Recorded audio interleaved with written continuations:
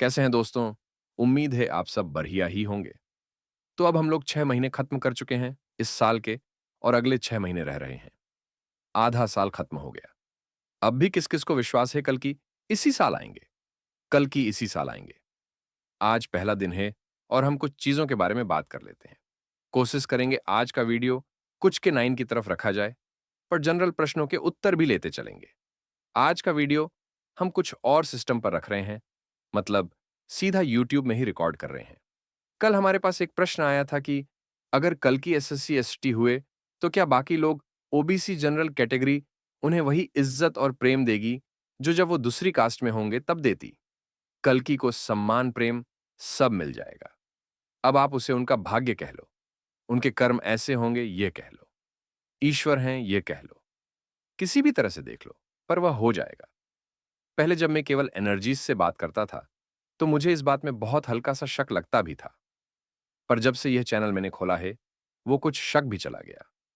मैं आप लोगों से एक बात बार बार कहता हूं, आप विश्वास करते हैं तो मैं इतनी गहराई से बातें बता पाता हूं, क्योंकि आपके और हमारे बीच में यह जो रिश्ता है इसका आधार बस विश्वास ही है।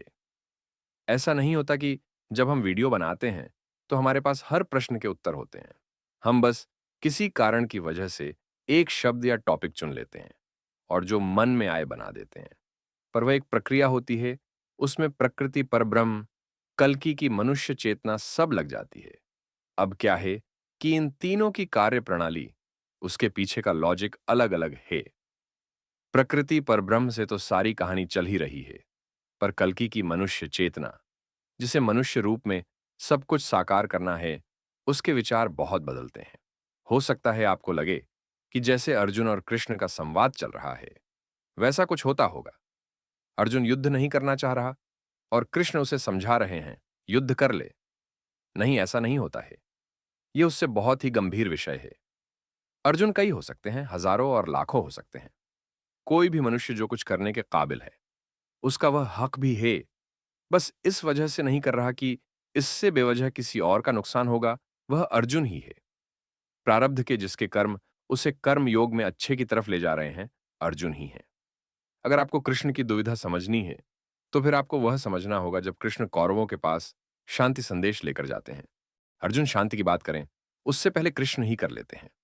अर्जुन को दुविधा की जिस स्टेज में कुरुक्षेत्र में गुजरना है, वह यह है कि सामने मेरे भाई है, मैं इन्हें कैसे मारूं राज्य के पीछे, चाहे मेरा हित ही सही। अब आप कृष्ण की दुविधा समझो। अगर युद्ध हुआ और अगर वह पांडवों का साथ देते हैं, तो उन्हें कौरवों को मारना होगा। कौरव उनके भाई भी नहीं, कृष्ण को तो कोई राज्य भी नहीं मिलना। तो आप यह समझो, कृष्ण के सामने कितनी दुविधा होंगी। फिर कृष्ण के मनुष्य शरीर को ईश्वर ने ग्रहण कर रखा है। उन्हें पता सब है कि युद्ध होगा, पर फिर भी अपनी मन की शांति के लिए शांति संदेश लेकर जा रहे हैं कि किसी तरह दुर्योधन मान जाए और विनाश रुक जाए। पर जब दुर्योधन नहीं माना, तो आप यह ना सोचिए कि कृष्ण को पांडवों को कोई उत्तर देना था।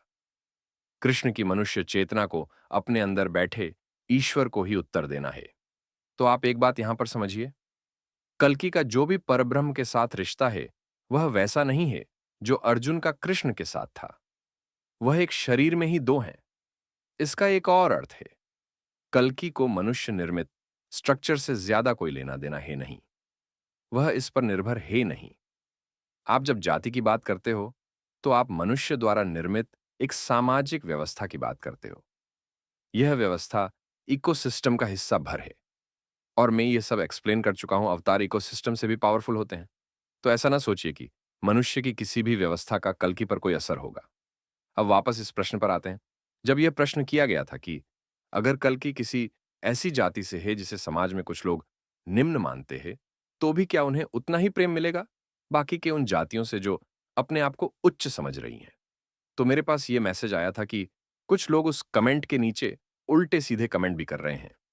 कहने का उनका अर्थ यह था कि वह इस प्रश्न का उत्तर ऐसे देना चाह रहे थे, वर्ण व्यवस्था पूर्व जन्मों के कर्मों के आधार पर मिलती है, तो ईश्वर जिसे भी वह लोग उच्च जाति मान रहे हैं, उसमें जन्म लेंगे।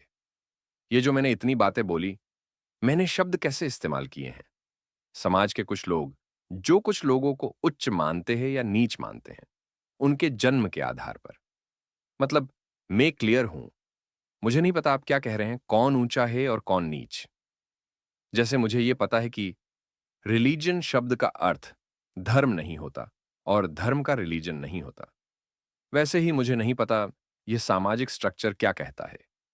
अब जो लोग अपने आप को उच्च मान रहे हैं बस इसी आधार पर कि वह एक जाति में जन्मे हैं, तो फिर वह कुछ नहीं, कली के आदमी ही हैं। फिर अगर ऐसा ही है तो आप इस बात को भी एक्सेप्ट करो कि अब आरक्षण जो मिल रहा है दूसरी जातियों को, वो भी उनके कर्मों का फल है। आपको नहीं मिल रहा तो वह आपके कर्मों का फल है। फिर आज जो सवर्ण जातियां झेल रही हैं, वह सब भी कर्मों का फल ही है। आप ऐसा नहीं कर सकते कि हर बात अपने हिसाब से ही तय करो। जिसे भी लगता है कि केवल जन्म के आधार पर वो महान बन जाते हैं और दूसरे नीच है, कृपया करके यह चैनल लेफ्ट कर दीजिए।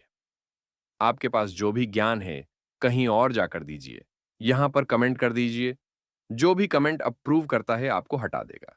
अपने महानता अपने ऊपर लगाइए, किसी काबिल बनिए और कुछ बेहतर कर्म कीजिए।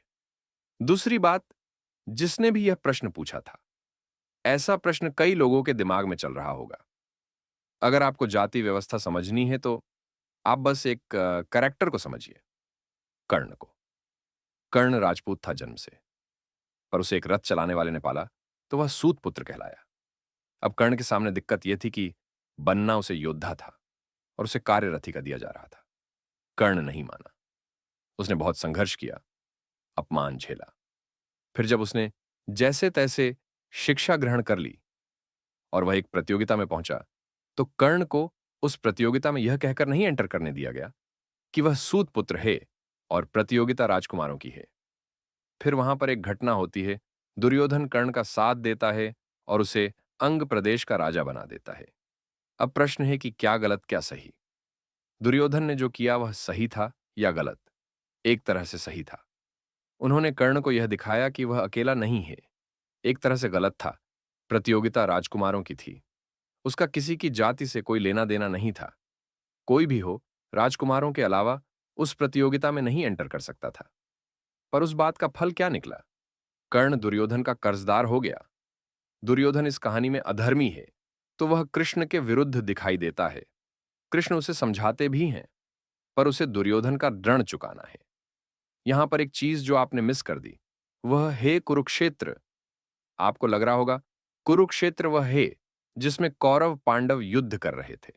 उस कुरुक्षेत्र में भी सबके कुरुक्षेत्र अलग थे। भीष्म को अपनी प्रतिज्ञा के लिए युद्ध करना है, शिखंडी को अपने बदले के लिए युद्ध करना है। ऐसे ही कर्ण का कुरुक्षेत्र अलग है। कर्ण को कौरव पांडवों की दुश्मनी से मतलब नहीं है। उसे यह साबित करना है कि वह अर्जुन से कम नहीं है। अच्छा, कर्ण के दिमाग में यह तुलना आई कहां से? समाज ने ही भरी होगी।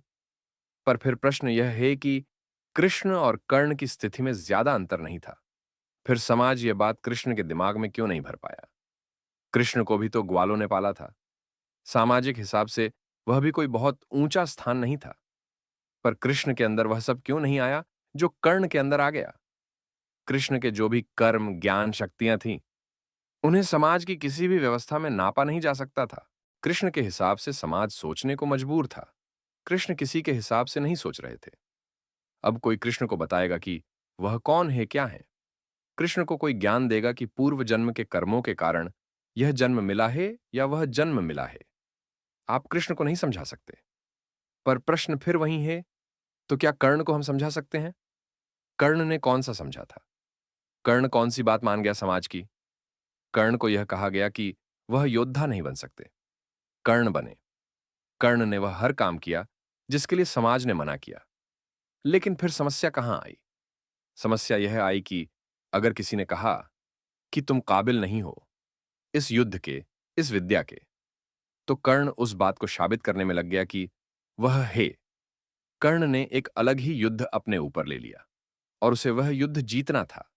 कोई रोहन नाम का आदमी है। मान लीजिए वह दुनिया का सबसे सही गदाधारी बन सकता है। वह दुनिया जीत सकता है, बहुत महान भी बन सकता है।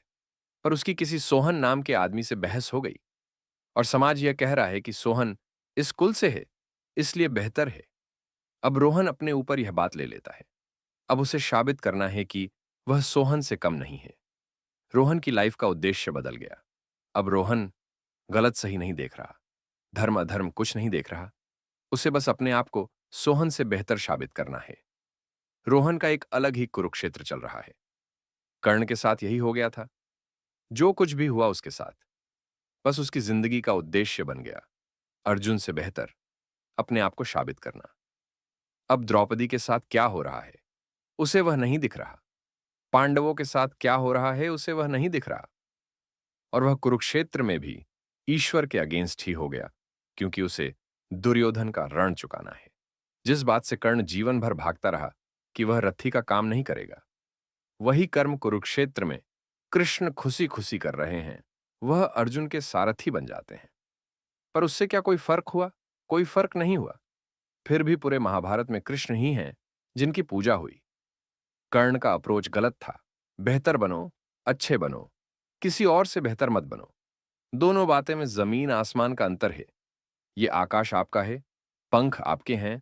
आपको किसी और से परमिशन नहीं लेनी है आकाश नापने की। नाप लो। सबसे क्रिटिकल समस्या है, आप कोई भी धर्म, जाति, संस्कृति के हो, मेल हो, फीमेल हो, आपको ऐसा क्यों लगता है कि कोई और आपको बताएगा कि आप कौन हो, क्या हो? जब हमने चैनल खोला था तो हमने कई बार बताया है, हमारी मजबूरी का डिसीजन था। हमें किसी सोशल मीडिया प्लेटफॉर्म की कोई रिपोर्ट चाहिए थी। हमने यूट्यूब सेलेक्ट किया। उस पर भी हमारे सामने सिचुएशन थी कि हम अपने प्रोफेशन या काम की कोई बात नहीं कर सकते। हमारे पास एक ही टॉपिक बचा जिसके बारे में हम कुछ जानते थे।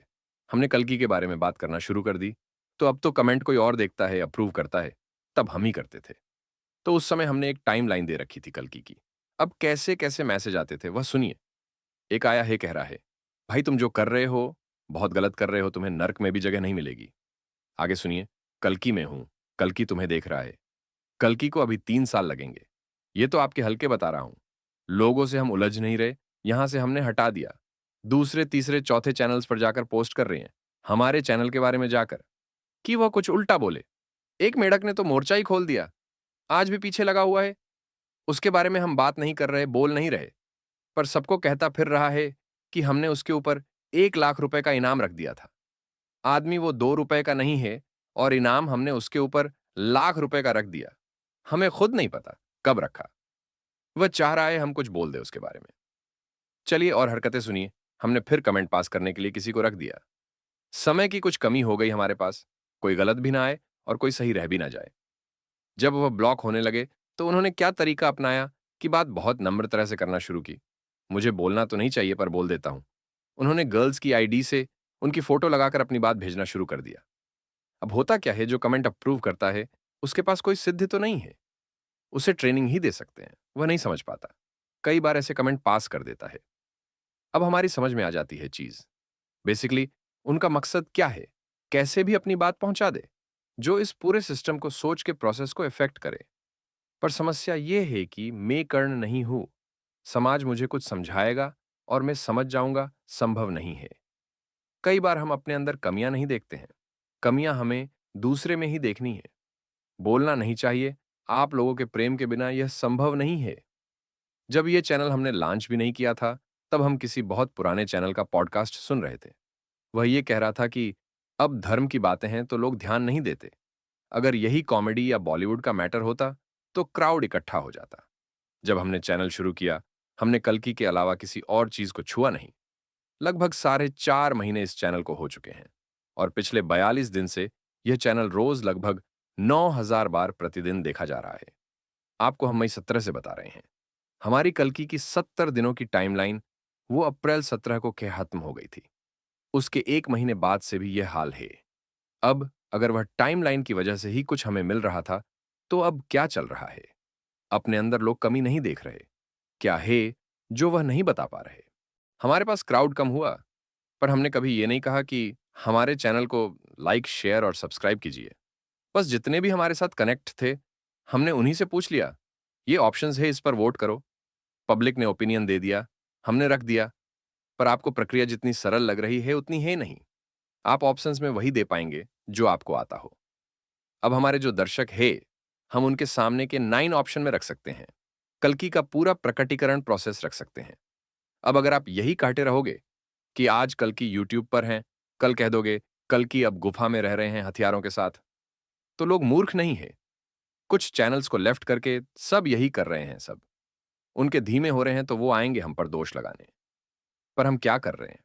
हम क्या उनका दोष ले रहे हैं? हम तो सीधा ब्लॉक मरवाते हैं। पब्लिक पोल और कर रहे हैं कि बताओ कल्कि की रूट क्या होगी। पब्लिक ने वोट कर दिया, हमने ध्यान लगा लिया। फाइनल डॉट पूरे संसार में कोई देव मनुष्य, कोई शक्ति जो रूट फाइनल हुई है, उसे बदल कर दिखा दे।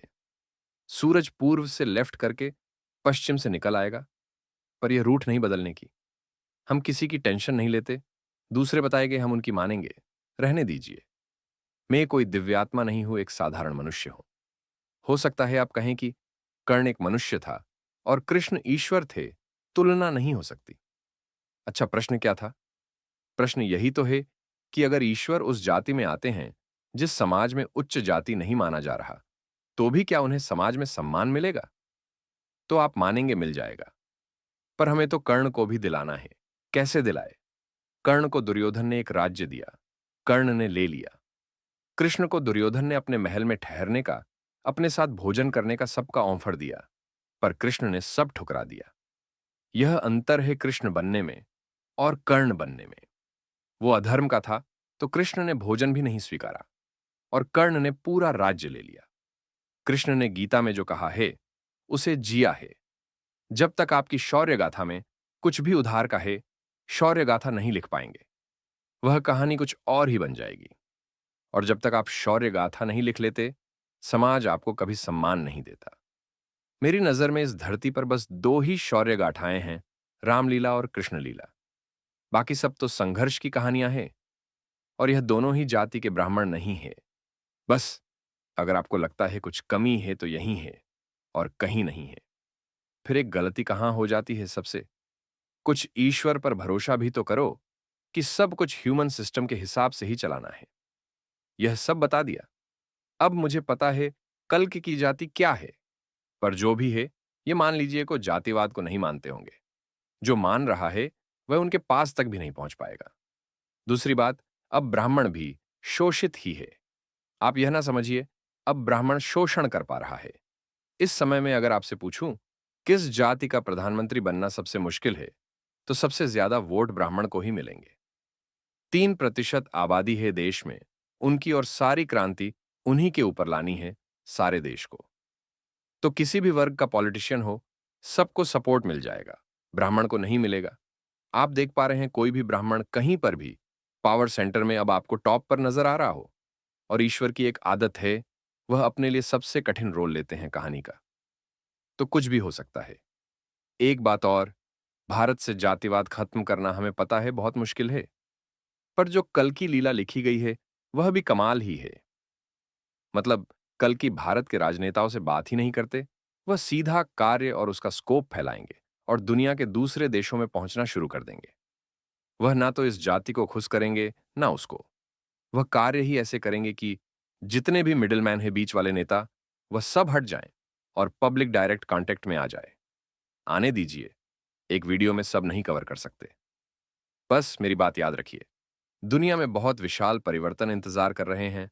आपको उन्हें फेस करने के लिए मेंटली स्ट्रांग बनना होगा। इस वीडियो को क्लोजिंग दे अब हम जरा। तो आज जुलाई का पहला दिन है। हम किसी और टॉपिक पर भी बात करते, पर फिर वहां से नई कहानी शुरू हो जाएगी। इस महीने बहुत कुछ होना है।